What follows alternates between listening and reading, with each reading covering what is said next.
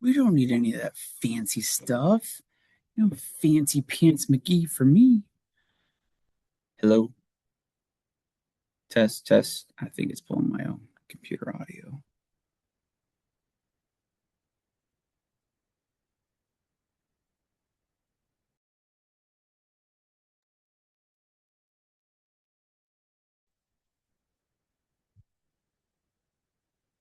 Test,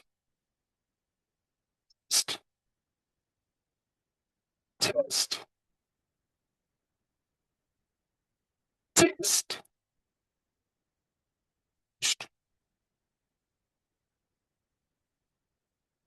Sort of.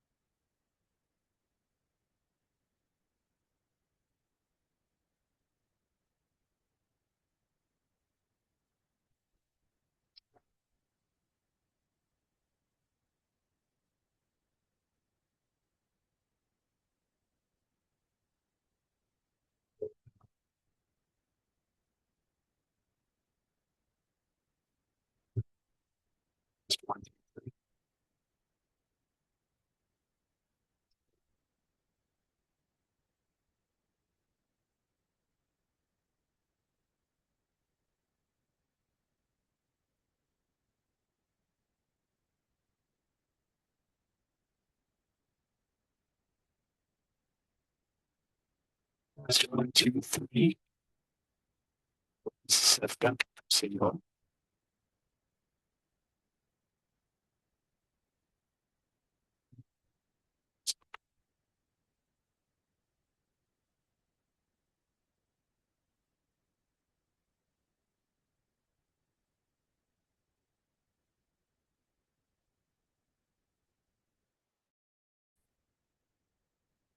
Okay, what if I switch to this audio? All right, that's the audio coming through my computer. So it still has the video, but it's just pulling from my local microphone. So when I do it like this, you should still, okay. Yeah, it's still pretty good. Okay. All right. So we'll give that a go for tonight.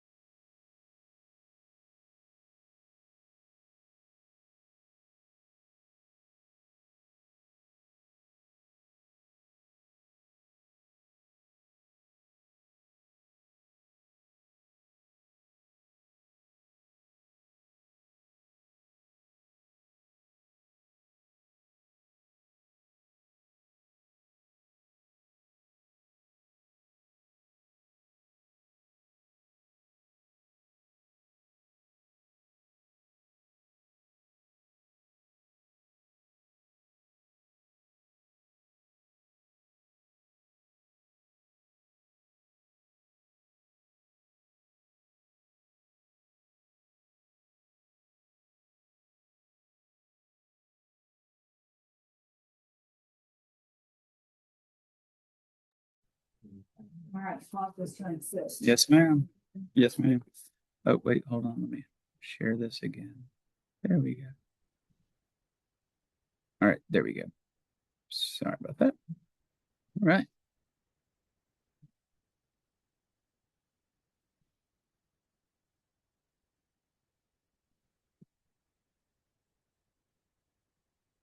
All right, I'll go ahead and call the first committee meeting, February 2nd, Public Safety. It is 6 o'clock. All members of the committee are present, as well as department heads, our city administrator, and our assistant administrator. We'll go into public comment. No public comment. Reading and approval of the minutes from November the 3rd. Motion to approve as submitted. Thank you, Mr. Alden. I have a motion. Second. Second, Mr. Craylon. Are there any corrections or additions that need to be made? Seeing none, all those in favor of approval of the minutes of November the 3rd, say aye. Aye. Aye. Motion carries. Let's roll into the reports. Yeah, but mine doesn't say November. This is December 4th. Madam Chair, more, like I said, we're gonna go over our yearly report for next month, so I'm gonna keep it short and sweet on this one. I'll give you for the January of 2026. We've done 494 calls for the month of January. We had, for training, for January, we had 1,776 hours of training. And I'd like to thank each and every one of y'all for your support, comments and stuff during my time with my father and all that. Thank y'all. All right, any questions for Chief? All right, thanks for all y'all did during the last 2 weekends. Actually, been pretty. We,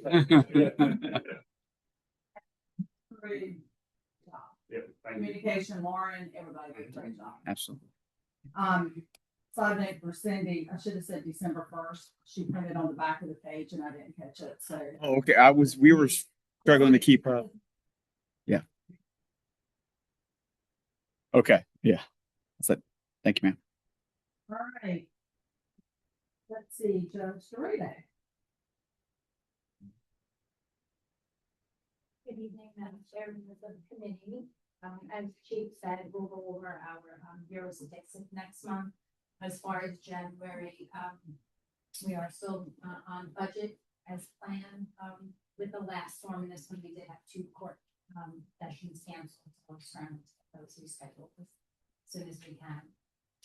I was actually pleasantly surprised how many people showed up in the court that were canceled. Oh, wow. Yeah, so that was actually a good sign.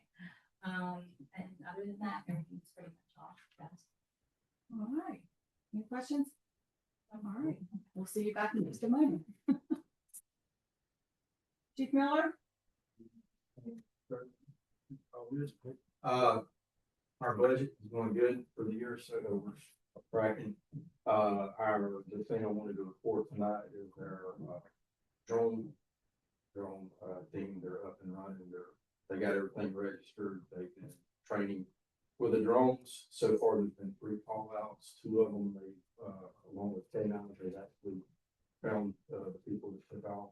One person got away, they couldn't find him, but later on we knew who he was. So later on when they called him, he said he ducked in somebody's house. So while they're all out. So other than that, that's all we have this month. Any questions? No. All right. Remind me of the date of the polar plunge. Get back to you on that. Well, I have it on calendar. I think. Is it after? I think it's after our council meeting, right? I think so. Yes, ma'am. The 26th. I may be sick for that. All right. Thank you. Okay, we'll move into new business. We have Judge Dorado to talk about statewide court management.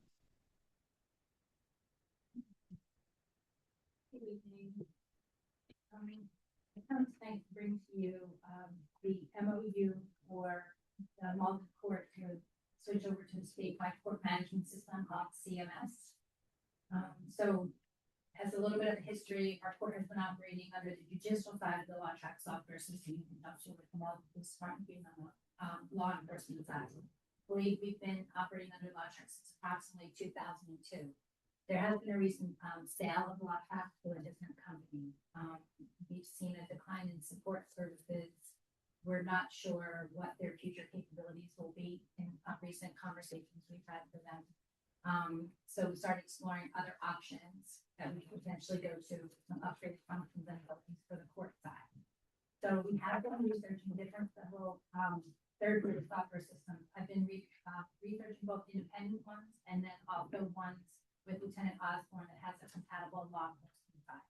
So after going through, kind of seeing the benefits of each, it's my belief that if we go over to the CMS, which is the Unified Court Software System that magistrate courts and above are mandated by court administrations to be under, municipal courts are not mandated to be under, but if we do go with CMS, we will be connected with all the other courts, which gives us a lot of connectivity with them, and I can go over those reasons with you. So as far as what we would be able to do with that is we would be upgraded for having it cloud-based hosted, which as of right now, we're not cloud-based hosted with our software system. I'll go over the cost with you. It does have automatic SLED and DMV reporting functions on a 24-hour basis. We do have live access to all the court administration uploaded forms. So as soon as they're uploaded for court administration, they're automatically uploaded to the CMS system. They do have a connected jury management software system that now what we have to do is every year we have to get a CD from the voter registration board that we have to upload. This would get uploaded every year with the most recent juror voter information for jurors. It also has a set off debt module. Probably one of the biggest benefits that I see that it has is we would have all our cases would be put on public index, which is open records that everybody can just look and see every case that's pending disposition wide. As of right now, anything that is in law tracks of any cases that are heard or been disposed in Mauldin court, there's no public access to them. So this would give us the ability for people to know when their court dates are. If they don't get a subpoena from us, they can look on public index. People do background searches on people, they can look at that. There's a lot of benefits to that. And then also there is the ability where we can internally transfer cases to general sessions, where now we're having to do it manually, and there are times they get lost, and we're trying to then certify copies of the charging documents to try to get them back to. So this would be an internal. The other thing we would have is we would have an upgraded counter credit card payment service and a new online payment service through sc.gov. So we would upgrade the counter service with new readers, and then the payment service, instead of going to an independent third party, you can go on court administration on the sc.gov. Any ticket. So those are some of the benefits of going over to CMS. As far as the fiscal impact, an annual support fee is $3,500 that we do every year on July 1st. And there is a one-time data conversion fee not to exceed $5,000. And that would be every case that's in law track. Some of the other systems would be if a certain dollar amount, if we want to go back 5 years, 10 years, 15, this would be everything the system would go. And with that annual fee, there is a 24/7 technical support that we would get. So my recommendation would be to move forward with the MOU. I did have some attachments on there. There was a little feature and capability chart that'll tell you what CMS does and what LAWTAC does, either partially or full. There's also the municipal courts listed that are already on CMS as well. And I was on CMS in my last municipality for those 8 years, so if I remember, it's pretty easy, and we do get support on in-house support for the first week, and then we have another 2-week dedicated support line, and then after that installed.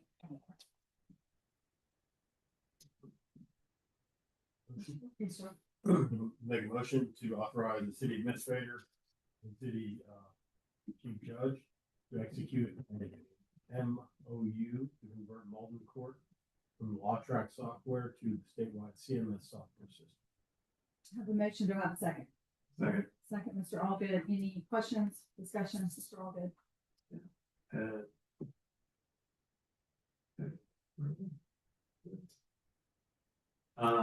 I just had 2 quick questions. Sorry, but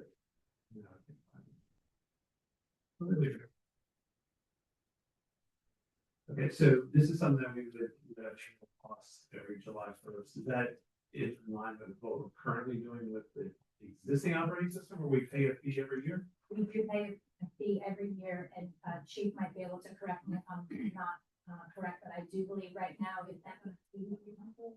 Yeah, that went up, just went up to 8,300. 8,300. So we're going to a better system and cost less.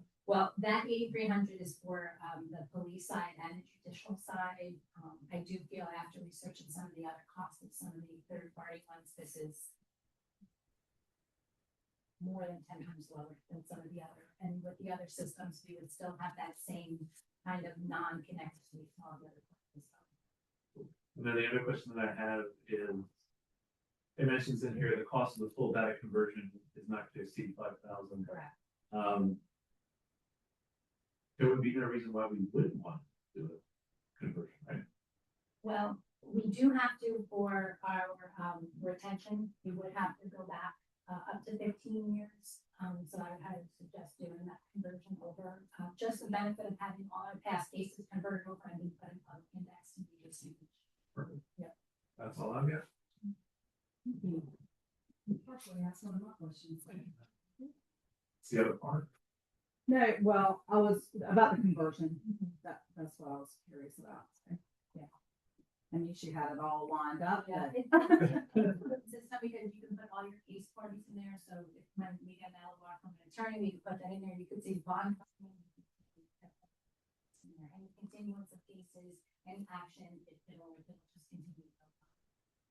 Well, I just appreciate, once again, you being proactive. I've experienced software that is not continuously updated and there's problems with it. And, you kind of see on the horizon that software is not going to be around much longer or there's going to be problems with it. So it sounds like that's the road we were heading down. So I love the little check mark list comparison. That was very helpful.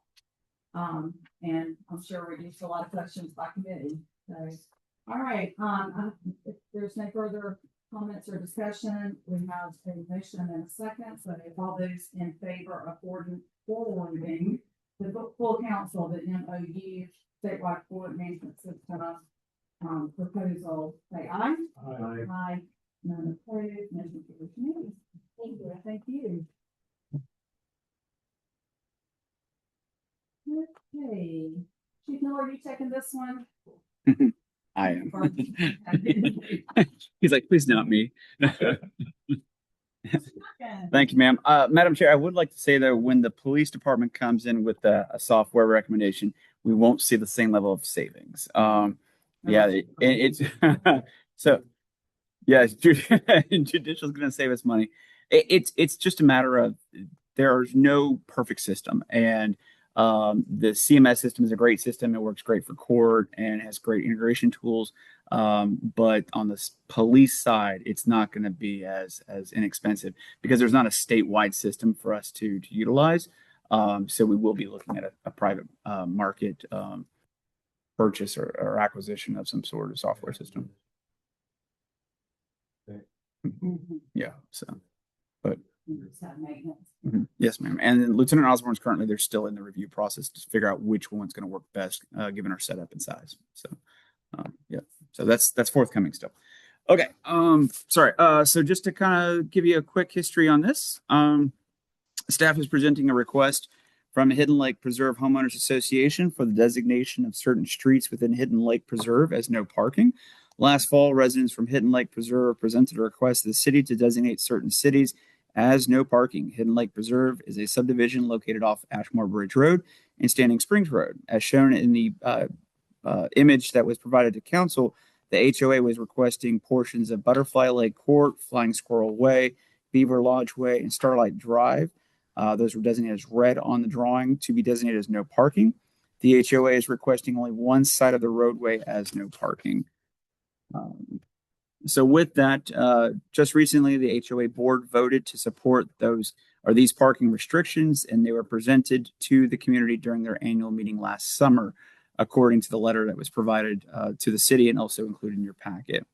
In researching this request, staff learned that the HOA's covenants in section 11-11.16 parking in vehicles stipulates the following: passenger automobiles may be parked in driveways, but cannot be parked on any street overnight.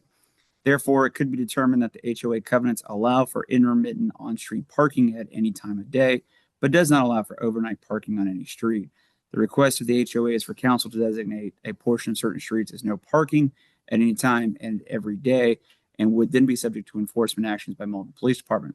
It's not known at this time if the HOA has or is enforcing the overnight restriction within the neighborhood. Generally, the city does not enforce covenants and restrictions of an HOA beyond ordinances adopted by city council.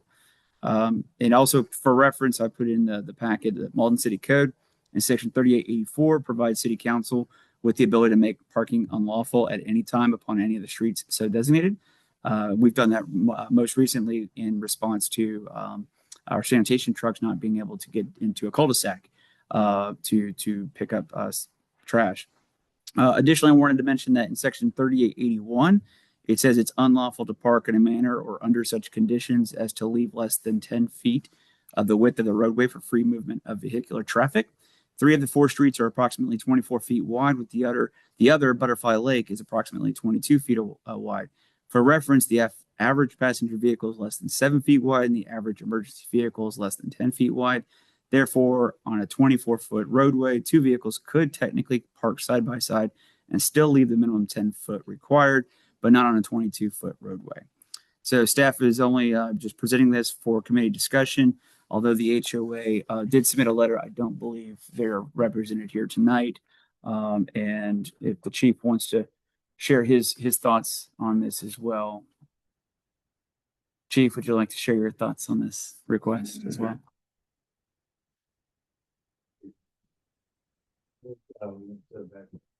That's because for the simple fact that the HOA could change those covenants and force it themselves. And then if it is changed, you're going to get plenty of emails saying that we're not enforcing parking in the neighborhoods. So I think this is an HOA problem, and it should, because like I say, the emergency vehicles can get through there. There's really no reason to set that as a no parking area. But also, when you have the elections come through every year, say this year we write somebody a ticket and they get put on the board, they're going to come back to the city to take the signs down. Yeah. Well, as Mr. Duncan said, staff has brought this to committee for discussion and recommendation. So I don't think we have to make a motion and move this out of committee, but simply have discussion perhaps. And for me personally, when I read through this, I think the purpose of an HOA, and they have to outline their parking guidelines. So it looks like, as Chief noted, that could just make, they can enforce for the HOA, right? Yeah. Because you got some of them in West Butler, they tow. Bridges Crossing tows the unauthorized or illegal parking in their subdivision. So there are some subdivisions that fully manage it themselves. And some have actually just have 0 parking allowed on the streets at all. And they're enforcing it through private party matters or means, or through the HOA. Because in South Carolina, HOAs do have a legal standing to address things that are violations of the covenants. Mm-hmm. For my benefit, this is all HOA roads too. This is not city roads. These are city roads. And so, yes, sir, they are city roads. If it was totally private roads, we probably wouldn't even be discussing it. But yeah. Mm-hmm. All good. So I've got a couple of questions. The first is, if we were to enforce this and put signs up, are there laws and rules that regulate how many signs we put up along that stretch of road? I think it would just be subject to what is a reasonable number of signs for public works to install, but I don't have a specific number. And another argument you have is putting signs in the yard. Which is why that's a question. Right. Because if you're saying we have to have a sign every 10 feet, rule may not be any rules. Right. But if it was that, then you're looking at a lot of people, like, not in my yard. course, I'm always reminded about over behind that club, Mhm. where there's like 5 signs in a row. Yeah. Yeah. That I think that was strategic by DOT. Yeah, I'm always reminded of it. Yeah. We can do that. Well, an alternative would be to paint the curb too. You could always paint it red between certain points, just to designate as no parking, and then white letters no parking. And That's an interesting point, I've because seen that before. I'm not sure if the homeowners association is aware of that possibility. So now if you also have a red curb, is that something that they would embrace or not embrace? So I think it's a question to go back to them with. The other question that I have is, they said that they voted on January 12th. We don't have the voting record, right? We don't have like a 3-4 or 4-3. We don't, and to my knowledge, from the letter, it's just from the board. The board voted, not the full membership voted. So this wasn't at an annual meeting of all the members. This was just at a board meeting. So in past conversations that we've had regarding speed humps or bumps, we have run into that situation before where certain board members or presidents of HOAs come out and say, well, this is what we voted on, this is what we want, and then they survey the entire community and find out that that isn't true. So that would also be something to encourage them to do, is perhaps get a neighborhood vote on it. It would also be interesting to know, and again, we don't know, I'm not saying that we have to know, but again, Right. we're public comment that you can maybe take back to them. Sure. Is when we talk about section 11 and 16 and this information here about the passengers not being able to park there overnight. I would wonder, like, and when was that added? Has that been in the document since its beginning, or is that something that they added like last month? Yeah, I don't know.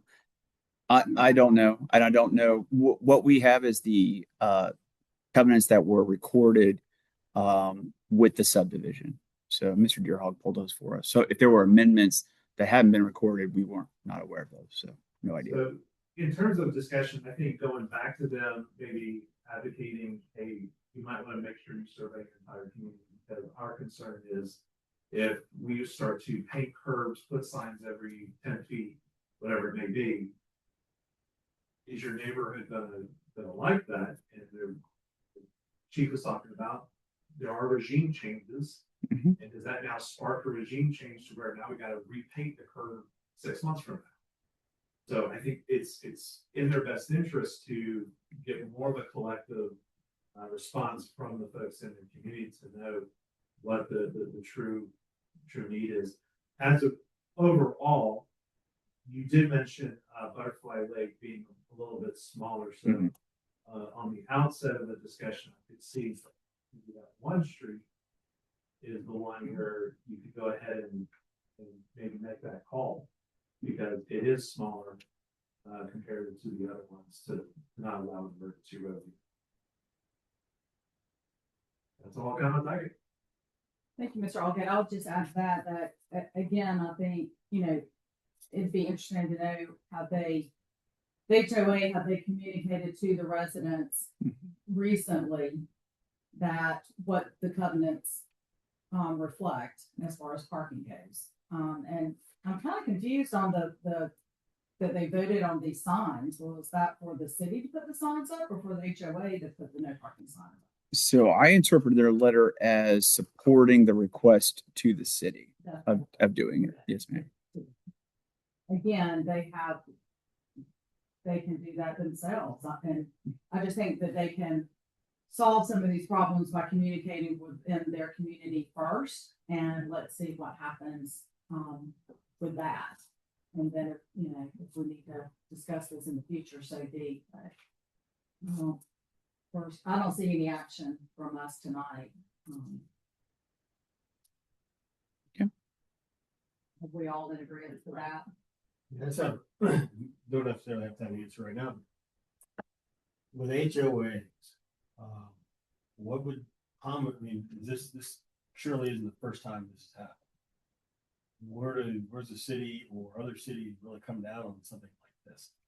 Would- If we didn't know the streets, I would say we're not touching. Mhm. we do on the streets. This is a request, it seems like somewhat of a reasonable request. But then again, you get into the HOA putting signs up, taking them down. Right. Once it's a lot of it's a mix of that private and public. I don't know should we draw the line? I guess I'd like to get some advice on that. Sure. I think, yes, ma'am. Real quick, it's just, I just remember we had Michael, a similar, well, not similar, but a situation with an HOA a couple of years ago with our, the height of fencing, in Forster Woods, and in that whole conversation, it always went back to the HOA. What does your covenant say? Right. So covenants can be more restrictive Yeah. than what we generally do. Yep. They just couldn't be less restrictive than us because then ours would trump. So to that point, exactly like, so we do allow by ordinance parking on streets as long as there's 10 feet for emergency vehicles. If they wanted to say no parking on one side, they could, and they could install their own signs and they can enforce it. Just like there's a Chestnut Ridge, for example, they've got no parking on the street at any time. So they could, if an owner has a vehicle parked in front of their house, the HOA, could come by and take pictures, send them a fine in the mail. If we were to do something similar and say there's no parking, let's just use Butterfly Court, for example, then MPD could issue a $25 fine. But then again, the HOA has that same power and ability as well. So the difference between city enforcement versus HOA enforcement is where the fee coming from? It's more it would be more of yes. And the way you phrase that, yes, that's correct. Yeah. Is it coming from us? Is it coming from them? Who's the enforcing entity? So, of course, we got judicial, but it might be also something to consider, like, and this might be why one reason why they're coming to the city is, do they believe that it'll go any faster if it's written by our police department versus if they're writing a fine and being paid by the court system? Yeah, so they wouldn't get paid via the court system. Well, maybe they would. I'm not sure exactly. If they went unpaid, right? Yeah. The person didn't pay. Whether they could attach a lien on their property, the HOA could. As far as I can't really speak exactly to their motives, but I know that a request to council is likely a faster process than hiring an attorney to redraft the covenants that then have to go to a full, owner vote. And it's a lot of work to get to having that authority. And I don't even know if they have a management firm running their HOA. I have no idea how their HOA works. So it could be seen as a path of less expensive resistance versus doing it the other way. I do think this has absolutely no bearing on this current situation, but it does speak to our other conversations we were having last week with regarding comp plan and making sure that we have roads that would sufficiently allow parking on the street and developing codes accordingly. I mean, to Mr. Craven's point, I think they're making requests. It's not. I'm not going to say it's not a valid request. I think it's a valid request, but I think it's worth going back to them and saying, making sure that they're having those conversations with their neighbors before we start making any rulings. Yeah, because especially since they're not designated the entire street as no parking, it's just one side. So it's like we're going to pick on that side. Well, then who shows up to the next council meeting gets that side of the street that says, "Why did y'all do this? Why? They never park on their side. Why do I?" Yeah. So yeah. What other cities do? This isn't clean. When I look at it, like, again, like they own the streets, we wouldn't even talk to them. Yeah. We own the streets. We were coming up and said, "Hey, we want to put in a speed limit in there because it's a city street." We wouldn't even ask the HOA.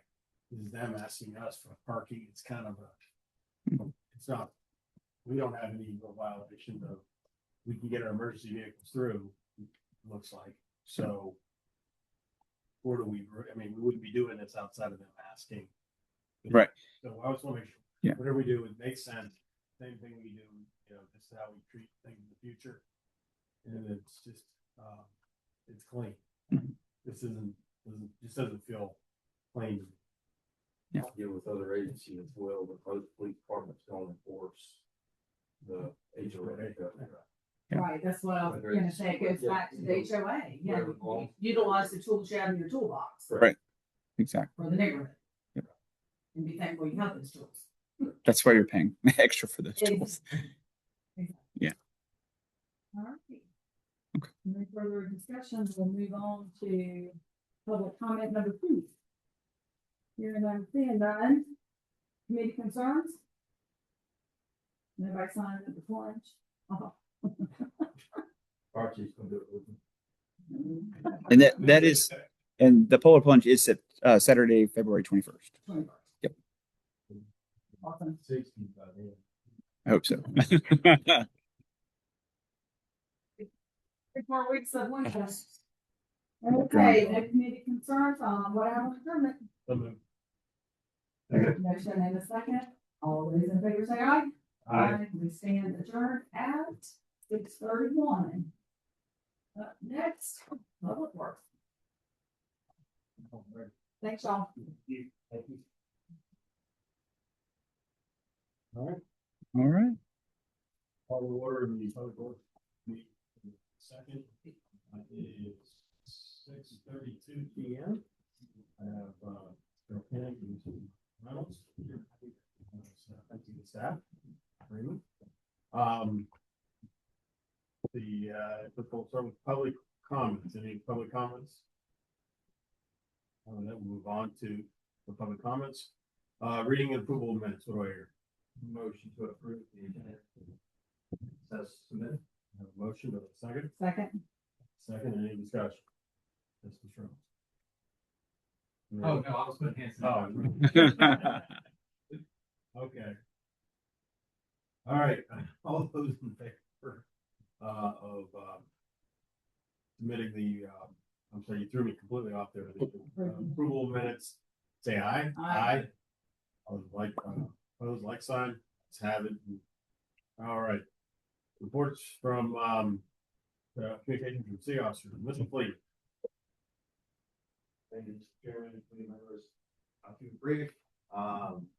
City Hall renovations, we have a painting done, most of the new doors, they have the electronic key locks. All the wiring has been completed for the ADA compliant door at the back of PD. They should be weather dependent installed this week. Other than that, I'll get you a summary of our year next month. I didn't have time.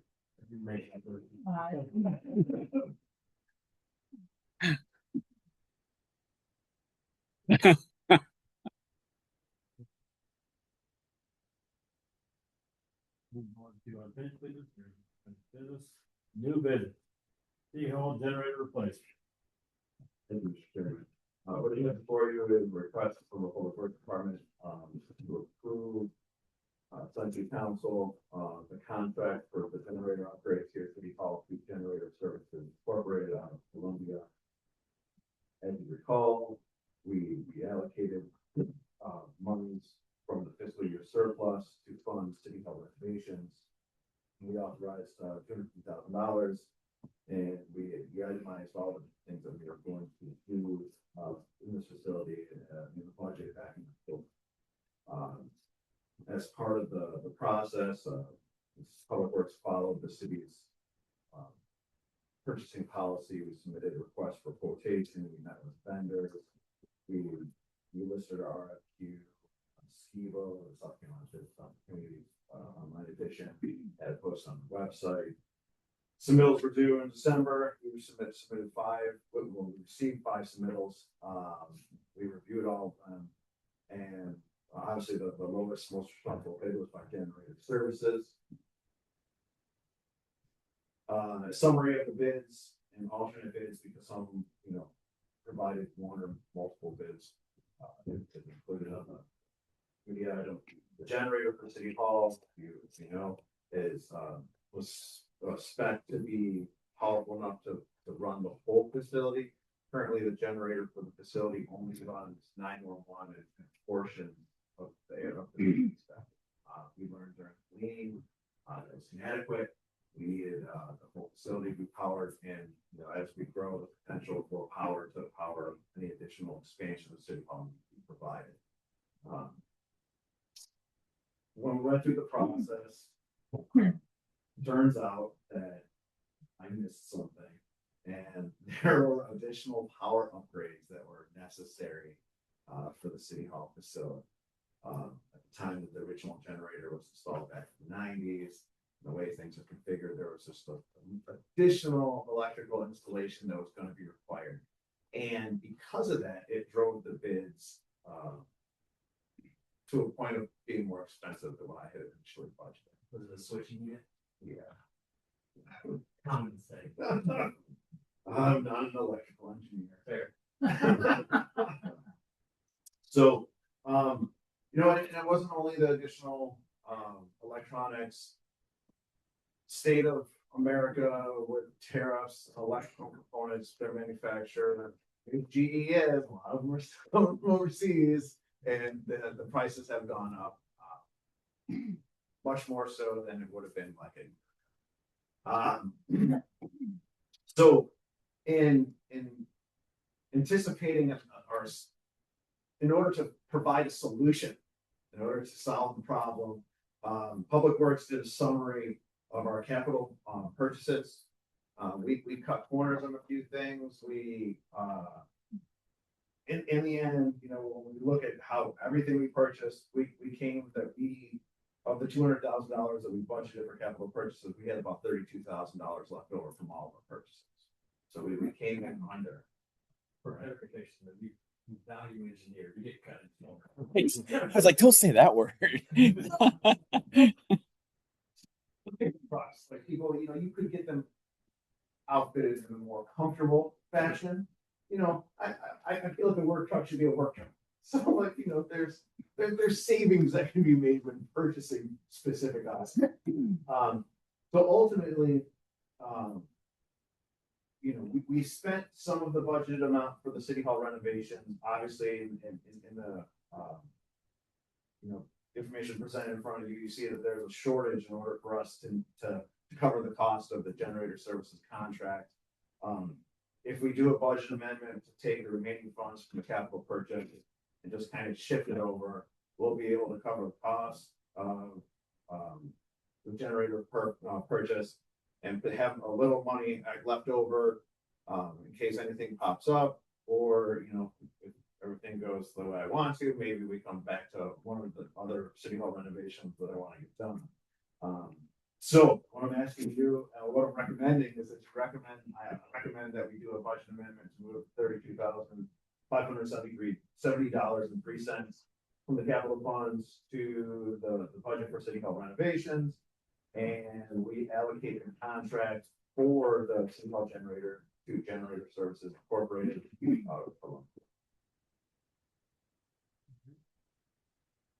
Josh, thank you. Here. Has GSI been on site visit to confirm that KW is going to be appropriate? Yep. So yeah, they were one of the most responsible. All of the vendors were very thorough in coming here and going through everything, and that's they were all very close. The Blue Star system from Generator did Generator did come in at a lower price. That is part of the requirement. The other concern would be, which I see they got some money here for it, the sure the gas lines. Yep. They're in the same spot. Well, there's gonna be some modification, but because you're in the exact same location, the pad's gonna be re-poured. We're gonna shift the orientation to bigger generators, so it's gonna have to be oriented differently, but it's gonna be behind the fence over there. Yeah. And their turnkey pad and everything, so your turnkey, I'm confident you're out. Okay.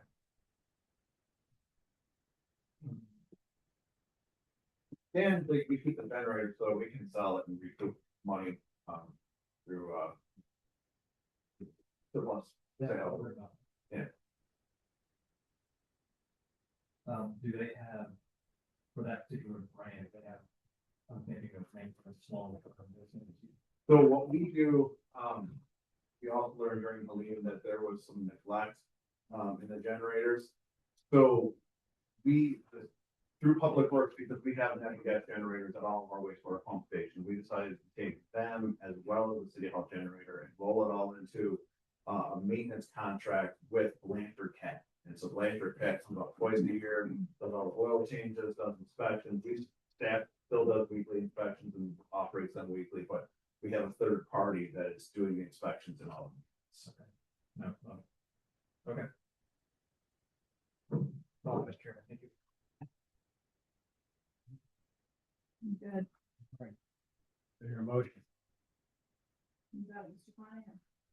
Make a motion for full council with recommendation approving the awarding the contract to GFI services for the city hall generator.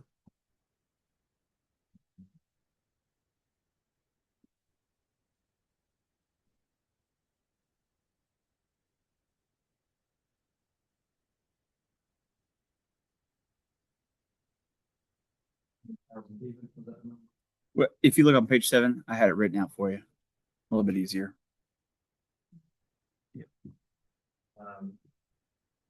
To GSI services in the amount of $245,330,246, and allocate contingency of $32,000 from the capital fund for generator and unexpected electrical expenses. Motion. Second. Second, any discussion? So there's no budget amendment needed.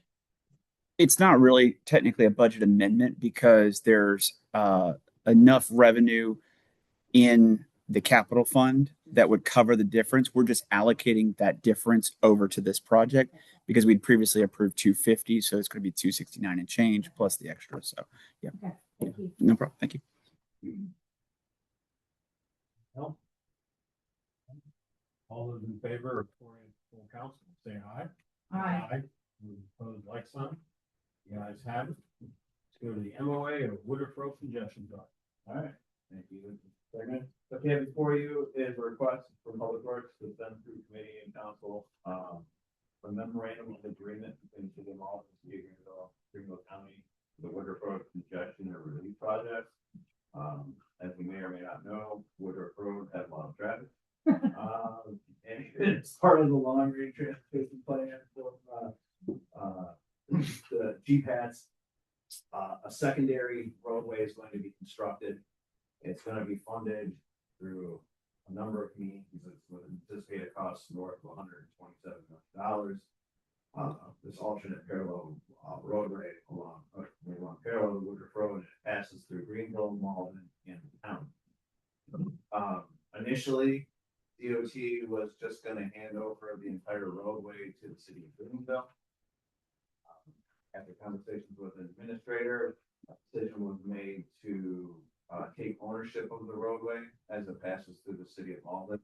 You're in the city of Mauldin, it should be. So we went back to the city.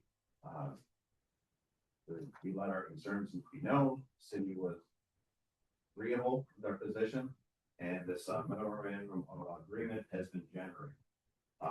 In the committee agenda item, you can see the proposed route of the bypass road congestion relief project, and you can see it passed through the city of Mauldin, just north of the Piney Ford neighborhood over by Franklin's Plum Park.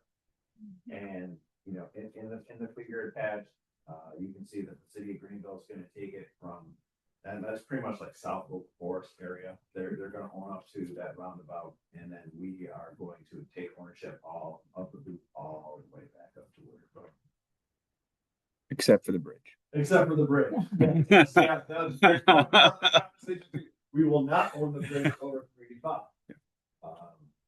There's no financial impact with going into this authorization. There will be costs associated with owning a roadway, just like there are any other roadway. They'll need to be repaved in 20 or 25 years. We will continue to do beautification. I mean, there's gonna be a beautification standard attributed to it just because of the expense of the roadway in the area. Public Works will just absorb these costs for the roadway maintenance. As far as like the roadside beautification. And then it will just be part of our roadway inventory, and when it's due to be paid, we'll pay. So the recommendation is you guys, send this through council for the mayor to sign. And I'd like to just add one little quick thing to it, is that we just got comments back from Daniel today. I forwarded those over to City of Greenville. So he didn't really change much. He did have one question just because there's an instruction for DOT in here. So he just wants to make sure that clarify, is DOT going to be a party of this or not? And so we'll have it in a more finalized form for council, but it's more or less the same thing. He just wordsmithed a few things a different way. So in the whereas clauses and stuff. My understanding is that DOT wants complete turnkey is done. Yeah. DOT doesn't want any of it, but there was a stipulation in here about DOT's going to hand us over the roadway. And he's like, okay, well, DOT's not a part of this. So is that what they're going to do? So we're just going to get clarification as to how they're going to, do that. But yeah, they don't want to own that. They'll take the bridge though. So, All right, Mr. Chair, I'd like to make the motion to forward full council the recommendation to authorize the MOA between the city of Mauldin, the city of Greenville, and Greenville County for the Woodruff Road congestion of relief project once the final draft has been approved by all parties or finalized by all parties. Motion, have a second. I'll second. Second, any discussion? All those in favor of moving this to full council, say aye. Aye. The opposed, like sign. Let's have it, move to full council. All right, discussion, interparcel access request, summer move. you me take this? You want to do it? Yeah, this is, this was stuff in my packet. I sat, I'm unfamiliar and getting my opinions when That's why I put my name first. So that way they know it was me, not you. Okay, so this next item is staff is presenting a request from Summer Moon for interparcel access between their parking lot and the city's staff parking lot to increase accessibility between the two parcels for their customers. As part of the redevelopment of the old BB&T building adjacent to City Hall, the developers agreed to the city's request to close the old drive-through lane. The old drive-through lane was often used as a cut-through for traffic looking to avoid the traffic light at 276 or Main Street and East Butler Road. Summer Moon, the coffee shop that is now in a portion of the old BB&T building, understands that reopening the old drive-through is not likely, but is requesting council consider opening a connection between the two parking lots for interparcel access. In a letter attached, the owner-operator shares the difficulty it often is for customers to leave the shop and access East Butler, and sometimes new customers are routed through the old drive-through to the store. Summer Moon believes that opening the parking lot access will help increase access to the store. The interparcel access has long been a desire of urban planning and is a cornerstone to reducing curb cuts, congestion, and accidents. Expanding interparcel access does provide drivers with more alternatives for both entry and exit of a property. The city's City Center Village Master Plan highly promotes interparcel access as part of the walkable village concept. The installation of the interparcel access will likely result in the loss of 2 parking spaces for Summer Moon. There's no financial impact, and the recommendation is that Public Works Committee and City Council consider allowing the property owner to create a parking lot access between the two properties. So basically, we're recommending a discussion. That's it.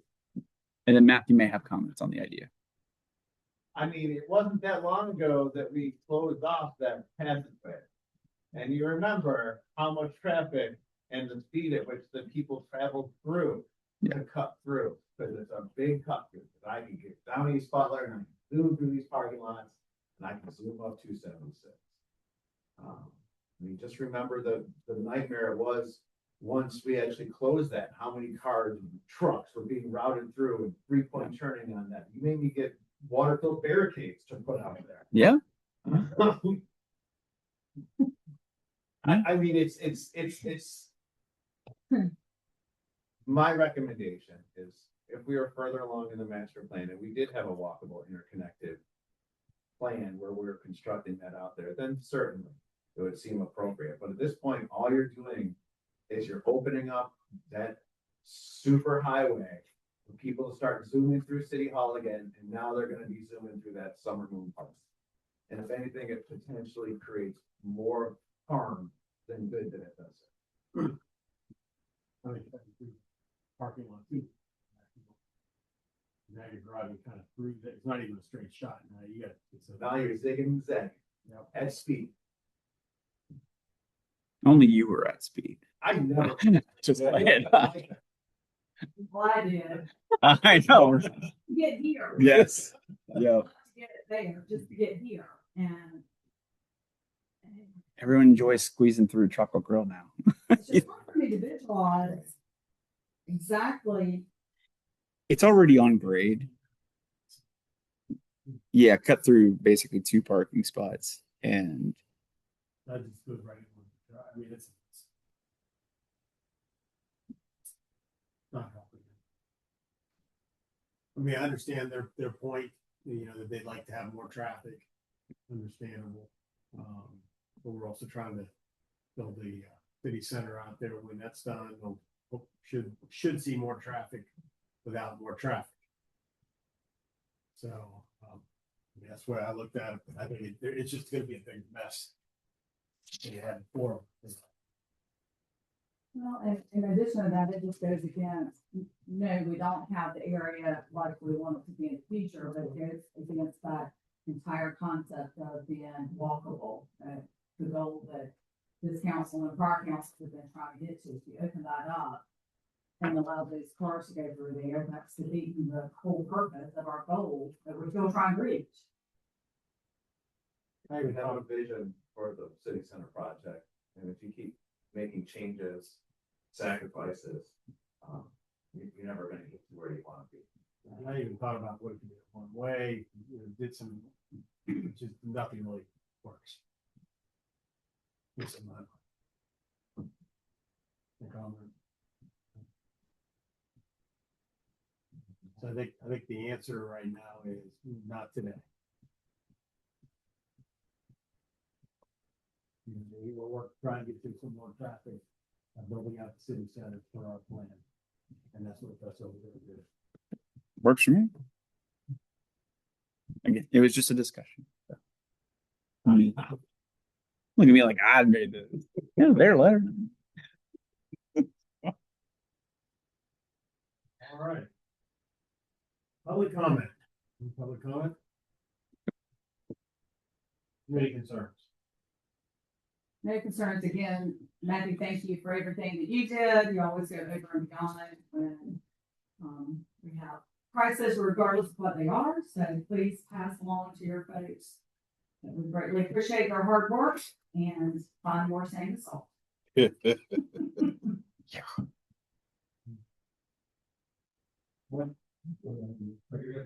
One, and I'm just throwing this out there, and I don't even think I like it.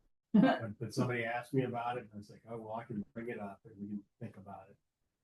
Some private citizens had plows, had skid steers. They did some good removing the snow and the roads. Did that. And so somebody said, well, we have a lot of trucks that we have for the city. Can we get some plows? And I said, well, I'll bring it up just for us to think about. All right, Wow. so I guess I could have included this in the update. I'm Yeah. sorry. Maybe here next week. Seth didn't prompt me.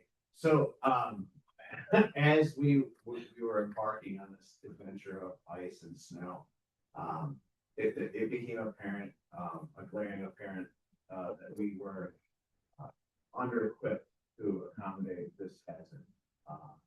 So during the last council meeting, you guys authorized the sale of equipment, that list that I provided.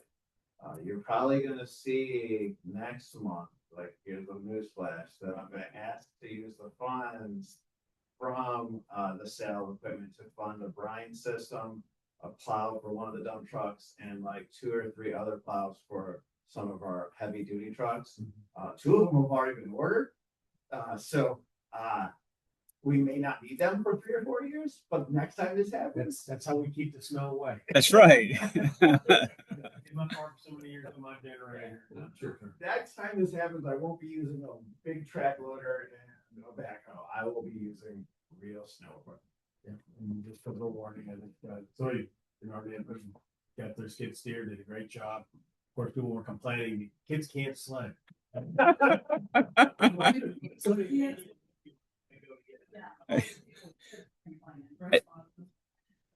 I did get a text about that.